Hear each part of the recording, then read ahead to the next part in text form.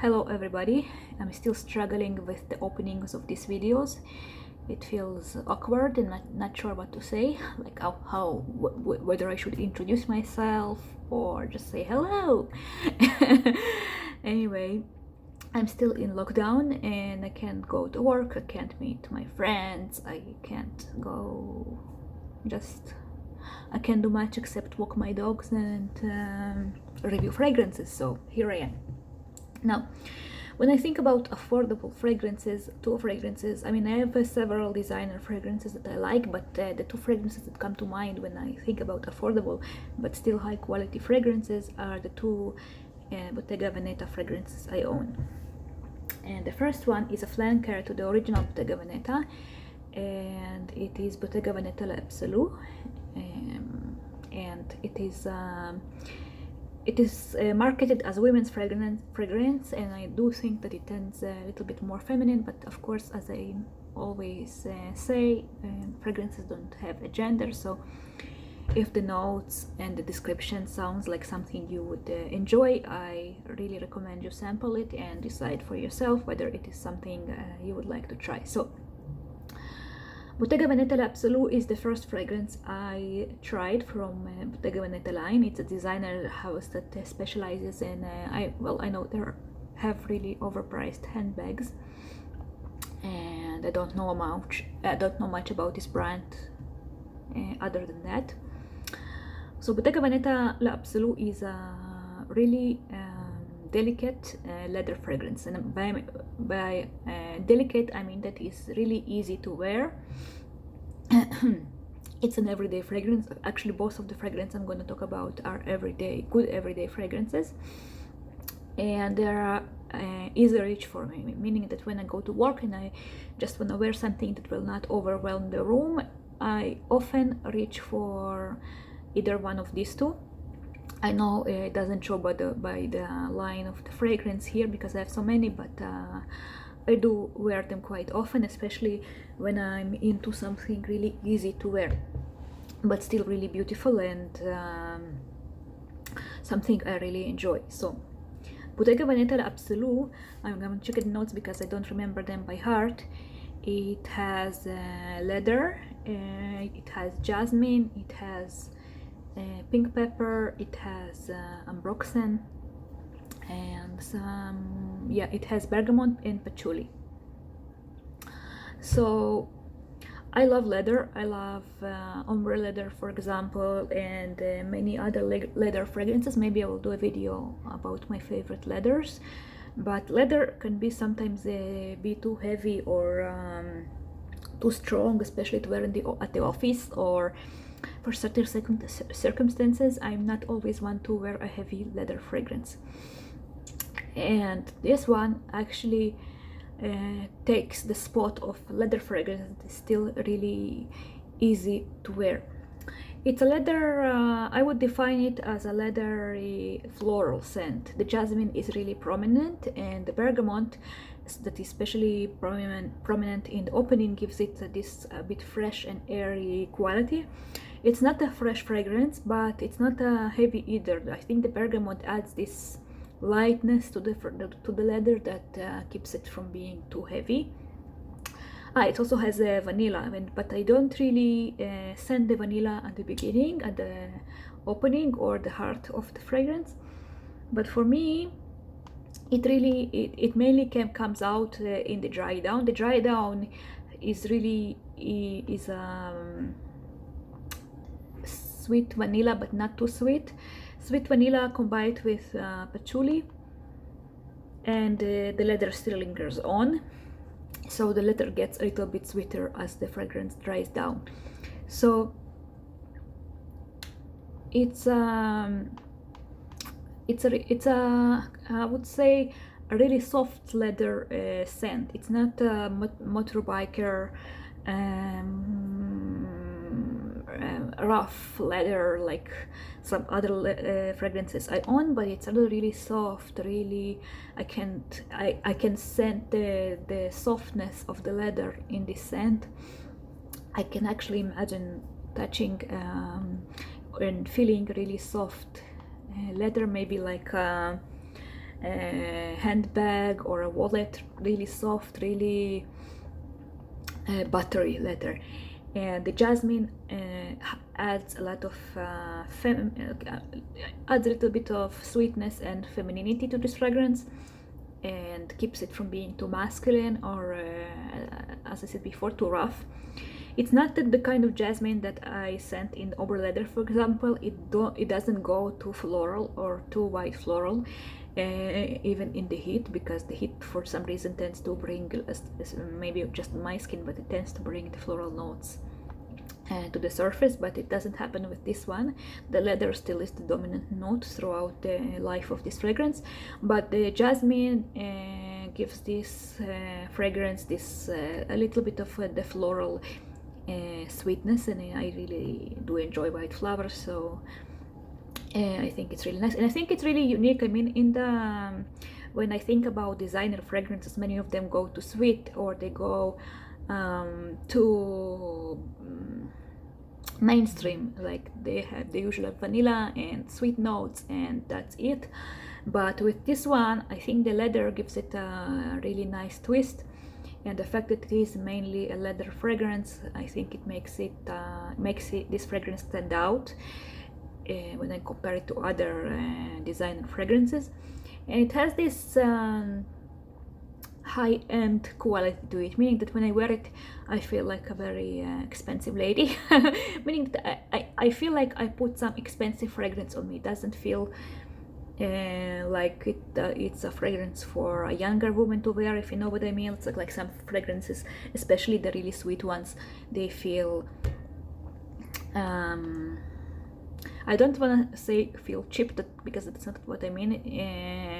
This doesn't smell cheap. It feels like it's done very well. The ingredients are really nice, but it feels like it's mature, but not in a bad way, meaning that it can be worn by women from all age groups, and it will feel really nice and luxurious. And maybe luxurious was the word I'm looking for. When you put this fragrance on your skin, you feel like you dressed up in really nice, expensive, well-tailored clothes. That's I think the best description and association I have with this one. And not necessarily leather clothes, because the leather, as I said, is really soft, nice. Maybe you are dressed with really expensive clothes and you have a very expensive leather handbag, and this is the kind of feeling this fragrance gives to me. And I usually get a lot of compliments on this one, many more compliments than my niche fragrances, because my niche fragrances tend to be either very strong or they're niche, they're not really mainstream. But this one actually people really like on me, and usually ask me what I'm wearing. So it's also nice when I want to smell, for example, I want to smell nice when I'm working with other people and I don't want to overwhelm them with some unusual fragrances. So I usually go for one of the Bottega Venetas. So the next one is also from Bottega Veneta, and this is Guerlain Absolute. I have no idea how to pronounce it, I'm sorry. And so this is not it's also a flanker. It's not the regular note, it's the floral oriental version. I actually smelled it the first time in Italy, but I did not buy it because I bought too many on that trip, but it kept lingering in my mind, and when I saw it in one of the stores here, I had to have it, and I'm glad I did, because I still enjoy it, especially in the summer.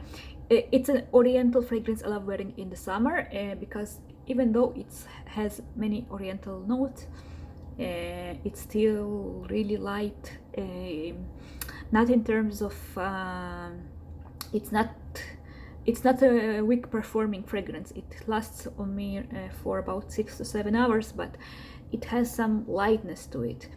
The notes in this fragrance are, it has neroli, it has the note I can never know how to pronounce, opoponax. Yeah, it's a type of raisin.